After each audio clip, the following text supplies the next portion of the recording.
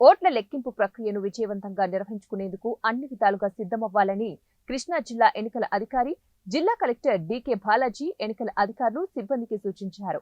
కృష్ణా యూనివర్సిటీలో జూన్ 4వ తారీఖున జరుగుతున్న ఓట్ల లెక్కింపునకు సంబంధించి ఆదివారం నగరంలో నియోజకవర్గాల వారీగా వివిధ ప్రదేశాలలో ఎన్నికల అధికారులు, సిబ్బందికి ఏర్పాటు చేసిన శిక్షణ తరగతులను ఆయన సందర్శించి పలు సూచనలు చేశారు.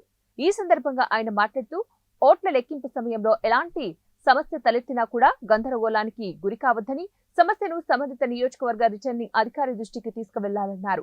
పోస్టల్ బ్యాలెట్ ఓట్ల లెక్కింపునకు ఎన్నికల సంఘం నిబంధనలను ఖచ్చితంగా పాటించాలని, చెల్లని బ్యాలెట్ ఓట్లను జాగ్రత్తగా పరిశీలించి లెక్కింపు చేపట్టాలన్నారు. పోస్టల్ బ్యాలెట్ లేదా ఈవీఎంల ఓట్ల లెక్కింపు సమయంలో కౌంటింగ్ ఏజెంట్ల కోరిక మేరకు బ్యాలెట్లు, పోలైన ఓట్లు మరోమారు వారికి చూపించాలన్నారు.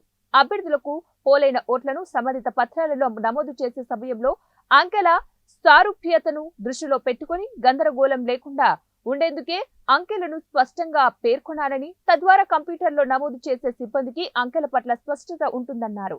ఓట్ల లెక్కింపు ప్రక్రియ ఉదయం 8 గంటలకు మొదలవుతుందని, లెక్కింపునకు ముందు చేయవలసిన ప్రక్రియ చాలా ఉంటుందని, ఈ నేపథ్యంలో ఎన్నికల లెక్కింపు సిబ్బంది ఉదయం 4:30 లెక్కింపు కేంద్రానికి చేరుకోవాలని సూచించారు.